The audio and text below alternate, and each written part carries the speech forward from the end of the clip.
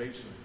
Yeah, it's an important piece, right? And we've been going, I think it's, what was it today, 11 or 12.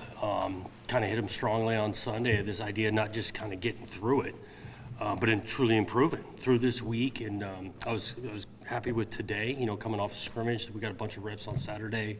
Thought it was crisp. We're going to go again to the next couple of days in full pads because we need to improve. There's some competition.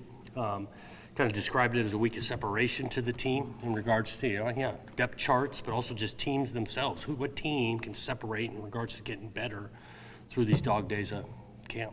What questions did Saturday answer for you? I thought depth defensively showed up. A lot of guys, a lot of reps there, played sound defense pretty much throughout, and so that kind of reconfirmed some of our feeling. I think we took some steps in the run game, to be honest with you. There was some quality carries out of the backfield, offensive line doing some stuff, especially in the middle part of the scrimmage, so that was good to see. I think we're progressing there.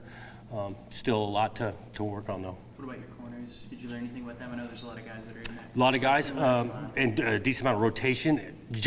On the corner piece, was really pleased with their tackling. They got guys on the ground, balls in the perimeter in space, contested some. Actually caused a fumble on one, so we were pleased with the physicality out of the corners. Anyone jump out to you? You said, "Wow, that's what I was hoping to see." Well, I think Marcellus continued that inside backer, but room. Marcellus had a really nice scrimmage. He had a turnover there. That was I thought he played at a high level. D-line wise, again, multiple guys, but plays in the backfield kept on showing up, especially in the pass game. We need to get better at affecting the passer, and there's some snaps there. Really, the top two quarterbacks, I thought, did some good things. First time we kind of did 2-minute drill. That wasn't the best to start the scrimmage, but as those guys settled in, had a couple scoring drives they put together. Alessio had a touchdown throw. So that was good to see. The offensive line in particular, you mentioned a little bit about the improvement in the run game throughout that. I'm wondering, do you feel that 5 up front are static right now, right, or how deep do you feel? Yeah, we're still going through close to 10 guys, to be honest with you. 1's up, 2's up, 10 guys, and multiple ones are playing not just the same spot, whether right guard and all of that. So that's still up in the air. Back to this idea of separation this week. Guys continue to battle, and somewhat we feel good that we still got 10 guys that are continuing to kind of compete to be that top 5. That second scrimmage, is that where this is, where you want to start identifying those? I'm thinking more along the offensive line, but across the board. Yeah, we're going to scrimmage the second time this Saturday. We got I think it's 1 or 2 practices after that, and then we'll start to solidify, and everything transitions from kind of training camp to our first opponent. How health-wise coming out of the scrimmage? We haven't seen Jack. Tight end wise? Oh, health-wise, we haven't seen Jack participating. Just wondering about him. Yep, he's getting closer. He's been getting close to running full speed, so we anticipate him maybe, the end of this week, but still pretty confident he'll be ready game 1. We've got a few guys that been safe with, or they need a couple of days off, that type of thing. Knock on the wood, we haven't seen the long-term injury. For guys like Jack, that this isn't their first rodeo or first camp, but one, how much of that is just knowing that you can keep some of those veteran guys back, and 2, how much does that benefit the younger guys to get those reps like a Masanas? Yeah. There's some trickle-down effect, yes, if they're not taking as many, the older guys, that the younger guys are getting more turns. There's something, about knowing it, but Jack's still going to need to catch up physically, speed of play, crispness, and so we want to get him back sooner than later for that reason. Do you notice any separation at kicker yet? Really, no, because a couple of them had missed a little time. They've gotten tight with their groins and all that, so we're trying to be smart with it. Hopefully get those guys back up and going into the week. How many of the 22 positions, Jonathan, do you know for sure who's going to start? Yeah, I mean, not probably, I don't know. I'm just guessing here, half of them. I mean, I think on the receiver side, we got a pretty good idea on the first couple, but that third spot's still pretty competitive. Again, we're going to rotate on defense, but I think there's a couple of guys on the line of scrimmage and inside backer that, are going to get the most playing time. But, I don't know a certain number. What's that push-pull like as a head coach, Jonathan, when you're in a scrimmage and both sides probably can't do well at the same time. I know, all the time. I know. What's that like? I mean, you can't, and so like you described in the scrimmage, oh, it was good. Well, one side, yeah, probably overall, if you looked at it, defensive probably had an upper hand, just the way they started and finished. But there was some quality pushback and play from the offense. You're looking for that, like clean play, procedurally early in the scrimmage, not great offensively. That got way better. So you're looking for those things, so like you can stay on sides and. Overall, penalty-wise, I mean, we had a whole Big Ten crew out there. Penalty-wise, I thought that was pretty clean, so I liked that about the scrimmage. We got a good amount of work on the special team side, punting, kickoff, return, and there was some quality reps there. Was the whole thing live or part of it, or is it a mix and match? We did 2-minute that was not live. Everything else, I think we got close to 100 snaps of live tackle football. The defensive line, you went out and obviously got a bunch of edge rushers. Yeah. How did those guys look in there? And then when you look at the guys in the trenches, that seems like, is that maybe your deepest area right now with the interior defensive line? Interior defensive line, we're pretty deep. I mean, we got some guys there. So even the young ones, really like Derek, where Mike Sean's coming along, and if you got some of the veterans in front of them, I think they're talking to you guys here in a bit.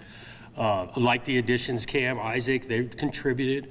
At that kind of rush edge position, along with Gilly's coming along and Anelu, and feeling that we got options there. That's competitive. This is another week for see who kind of steps up in that spot.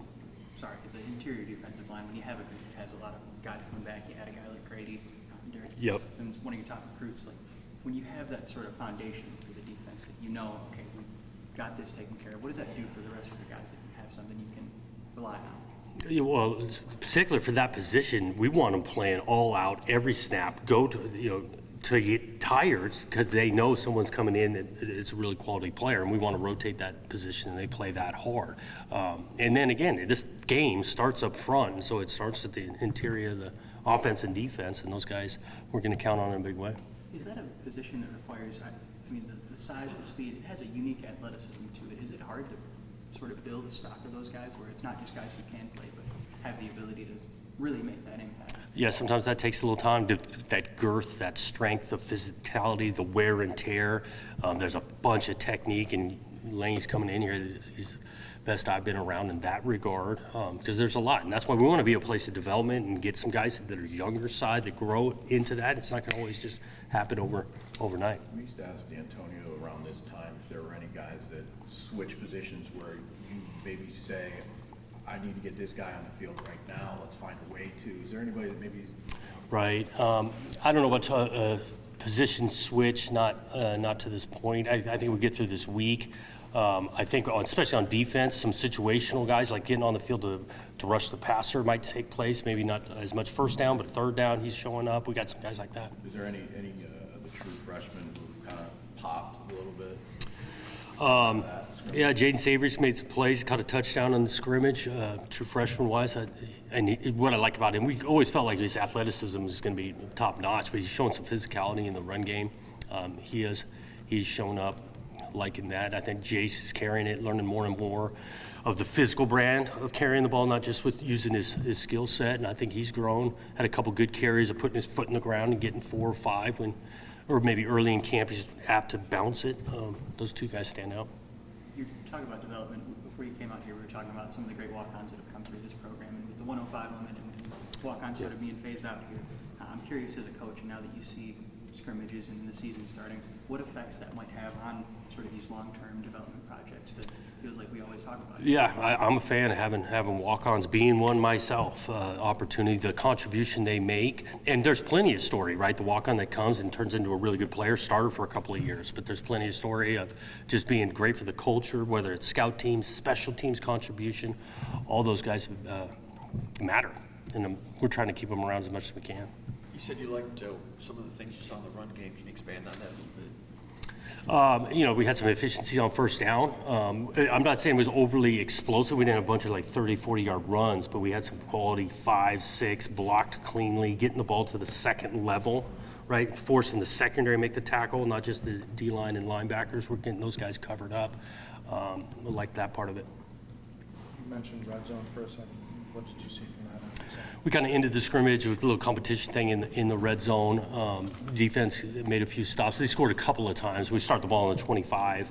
And so that's an important part. I mean, the difference 7-3 or 0 points in that range, game-changing stuff. So obviously back to the question, like, oh, well, offense, defense, we obviously we're trying to score, and we got to clean up a couple things, but defense did a nice job on some stops. Who's in competition for that third receiver spot you talked about? Oh, yeah, Rodney for sure, McCray getting himself back. Collier's had a good camp. He had a nice catch, nice catch today. Boyd's been limited for about a week, and so we want to get him back going full speed. I think all those guys would be around that third spot. Would be Nick and Omari be 1 and 2. Right. You mentioned some freshmen. Are there anyone that stands out, like as far as maturity, the student of the game? Right. It's tough to maybe single out one or two. I'm just trying to think. Maybe overall, how do you like that? I do like our group of freshmen. We sat in there. I mean, I mentioned, I think Derrickson before. Derrickson would be a really good Cal, the physical brand of ball that we like his future over the next couple of years. Mentioned Jaden. Even some of these old linemen. I mean, this thing ain't easy at old line, just starting out. But I mean, Tone's had some good reps. Drew, so we like the group. What impresses you about Simmons, Jonathan, and how difficult is it for a guy just out of high school to come in and play at this level? Yeah, well, one, he physically has the tools, and he's close to the playing weight you need to play in this Big Ten at the line of scrimmage. Smart, and he plays with great effort. I mean, he's actually a little more elusive for his size, interior D lineman, elusive. He has a little bit of a pass rush game. When you mentioned about the guys that are freshmen, the second and third year guys, is there anybody that's taken like a major leap where it maybe showed on Saturday? I think Alessio has. I mean, he knows this offense. He's playing with anticipation, being smart with the ball. Just thinking about a second-year guy, he stands out. I think the two backs being in their second year, Mackay, Brandon, they've grown, and they had some solid carries, being the second year kind of in the offense. Does Alessio's development, how much does that help push Aiden? Yeah. Well, hopefully it is. He's pushing them and seeing the play out. Those two work so great together, and let's face it, you need more than one quarterback, more than one at every position, and we're feeling pretty good where Alessio is trending. You guys gonna vote on captains? You gonna vote on captains the same way as a year Think ago? so, yeah. Maybe ask a few leaders on the team if they think that's the best operation. We've done that for quite a while, and so as of now, that's the plan. Thanks, guys. Thank you.